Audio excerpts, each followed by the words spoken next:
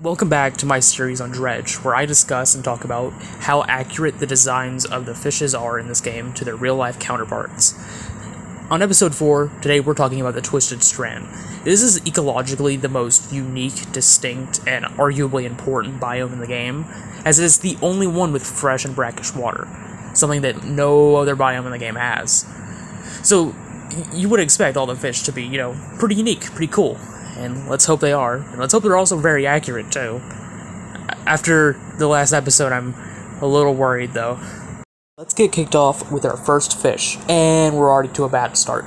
This is the gray mullet. There is no mullet, as far as I'm aware, that is called the gray mullet. It just doesn't exist. There are mullets, however, that have gray in their name. There's several, which is annoying. But from what I could tell, this is a leaping gray mullet. I think its colors match up the best, and it can also live in brackish water, which, from what I can tell, not all mullets can, so it's probably this one. As for fun facts, there's not really much to say. As already stated, they can survive in brackish water, and they can be found in the Mediterranean, which is pretty neat. From what I know, they eat algae and dead plant material, I'm pretty sure. And probably the most unique thing about them is where the name leaping comes from. They can apparently jump out of the water over a meter, and they do this to dislodge parasites from them, and maybe to escape from predators potentially. I don't know how that would be useful, but maybe. But other than that, there's not really much else to say. This is a pretty basic fish. On to Dredge's design. It's pretty bad, I'm gonna be honest. For starters, it's too, plump. It looks bloated almost. And, I genuinely don't understand why. It's again, a normal-looking fish, basically. Number 2, it's missing a dorsal fin. I don't know why it's missing a dorsal fin, but it is. And it's missing its pelvic fin, which is just so stupid. It's missing counter shading, which I'm noticing a lot, actually, about Dredge's designs. And it's also missing its stripes. For every image I've found of a leaping mullet, of basically all mullets, from what I've seen, I've seen so many of them, they tend to always have stripes, so I don't understand why there's none on this one, for no reason. I'm gonna give this a 3. The only thing that's really right is the fact that it lives in brackish water, and its coloration is, sort of correct, kind of. That's really it. Moving on to the tarpon.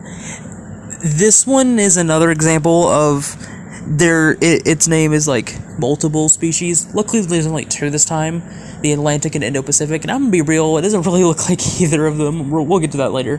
I would say it's probably closer to an Atlantic tarpon if I had to pick one, because general body shape and stuff. So that's my guess. Moving on to fun facts. Atlantic tarpon they're not really a food-eating fish, people don't really eat them, but they are very popular as game fish, catching them for fun. And they have the nickname Silver King, which we will get back to very soon. They are migratory. I don't remember exactly where they migrate, but apparently they move around a lot. They live in mangroves a lot, which is actually accurate, neat. What's another thing? Oh, they're the saltwater fish, the official saltwater fish of Alabama, which is pretty cool. I didn't know that. So on to Dredge design. Why is it this color? It's called the Silver King. Both tarpons are silver. Neither of them are this dark grayish blue. That's basically black. I don't know why it's like this. Its anal fin has the long back spine. Fin spine. I haven't seen one that has that. I haven't seen a single one that has that. And, I mean, it does have the dorsal fin long spine, which is accurate, but it is a little too long, but I don't think it's that big of a deal, but it's still wrong. The color's wrong. The color is, horrendously wrong, actually. I would give this a 6. Someone could definitely recognize this as a tarpon, but the color's just too wrong, and the fins could use some work. And again, they didn't tell us a specific name. I don't know why. I don't know why just adding Atlantic or Indo-Pacific in front of its name is too hard. The next fish we're talking about is the sergeant fish, or the sergeant fish. I don't really know how to say it, because it doesn't really matter, because that's not its real name. This is the common snook. For some reason, the game says it's a sergeant fish, and then it's sometimes called a snook, when it's in reality, it's the other way around. Its actual, common name is the common snook. and then it's like one of its nicknames is a surgeonfish. Look, and again, this is also, I guess this isn't technically an example of the like fish name being. I mean, it's just weird, right? Like, why its nickname and then claim snook as its nickname, even though that's its actual name. It's just weird. The fun facts, and again, there's not really too much to talk about the snook. I mean, it's a cannibal sometimes. That's cool. There's 3 U.S. submarines that were named after it, which is actually kind of cool. I do like that. I don't know why they named submarines after a very, very basic fish, but good on you, I guess, snook. They are very sensitive to like their environment and stuff. They are like very, very sensitive to like salinity and temperature, and apparently even the fucking light of the moon can affect their spawning habits, which is just crazy to think about. Dredge design, it's okay, I guess.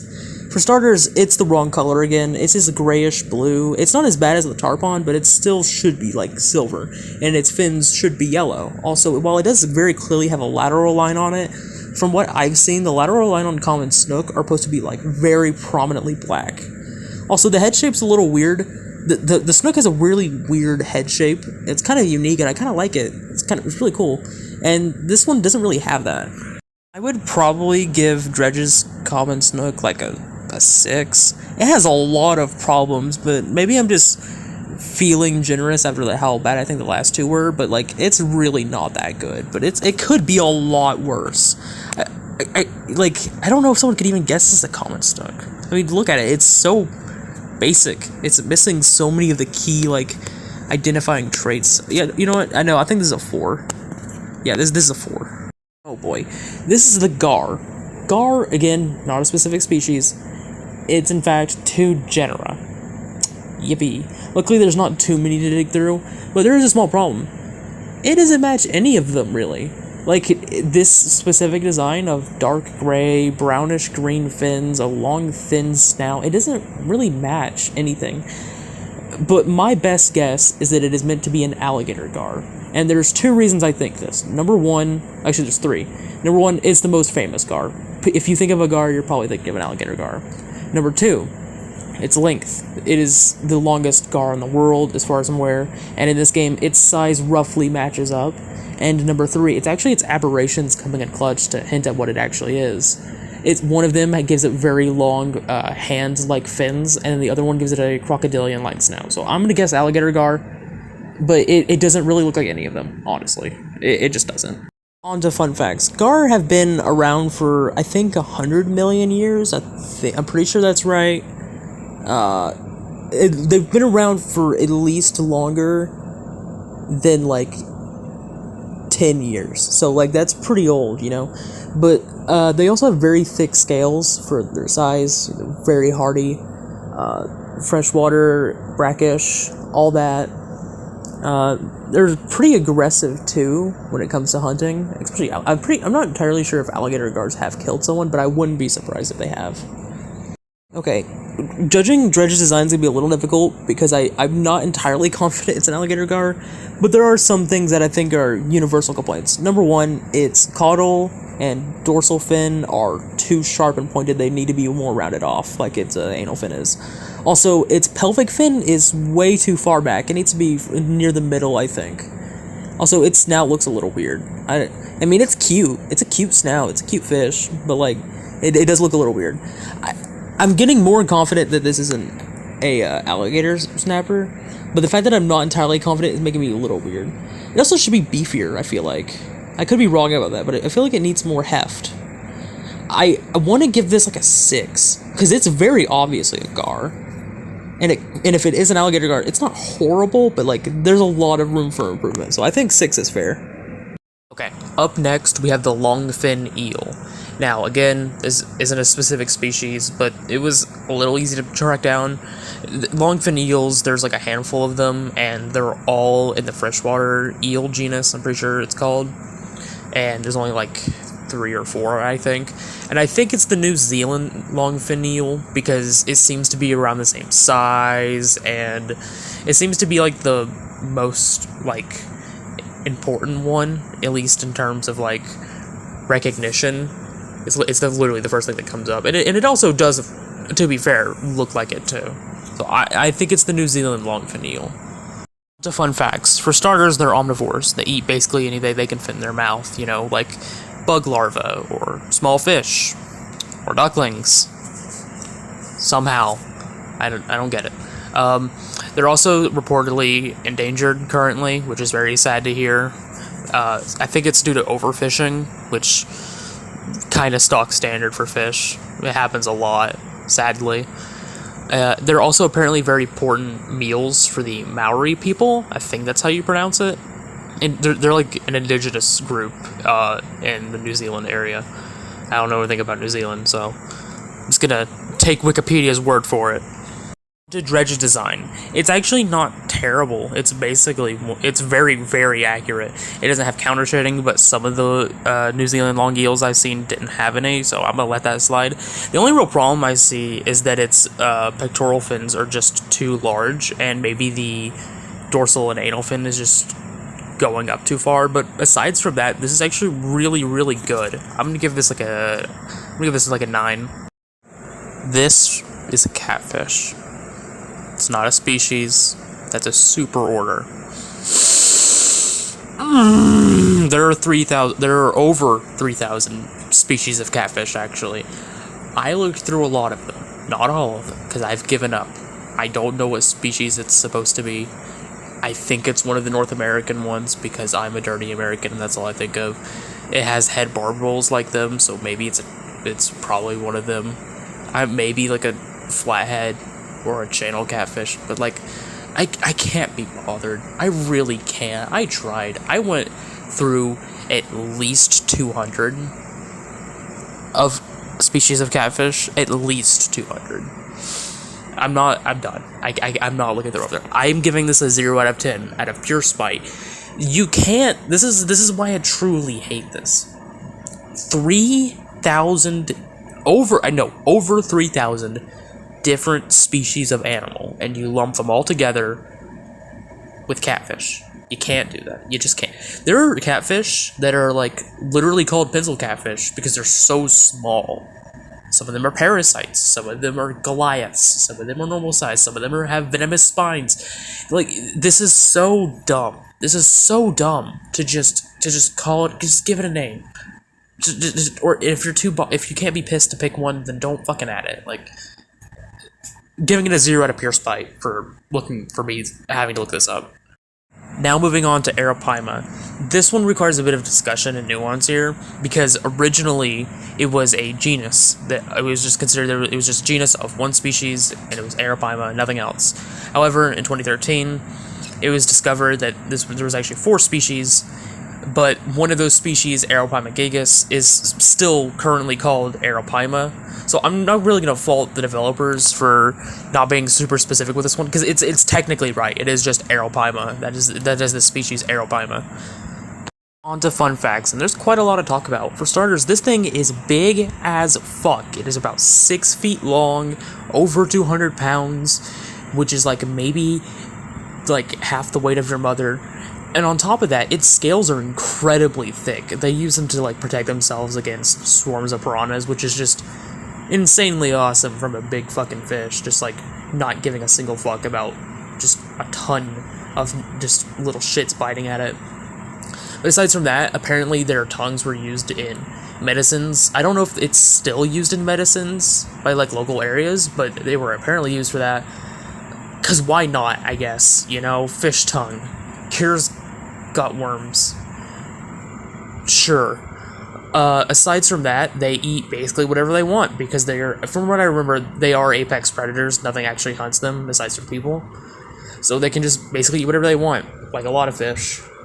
And they actually have a very, very special ability, and that is to breathe air straight from the surface. Apparently they do this with something called the labyrinth organ, which allows them to process air, as well as breathe through the water itself. So essentially, how they're so successful hunting is they go to low oxygen areas where normally fish would be super sluggish there, because you know they can't breathe as much, so they have to move slower. But because it can just breathe from air from the surface, it doesn't need to worry about that. So it's just essentially a free meal for it, which makes them just so successful at hunting. onto Dredge's design. And you know what? It's not terrible. It's the right shape. It's got the big long torpedo body. It's got the weird face. It's a little exaggerated, but you know, it's not too bad.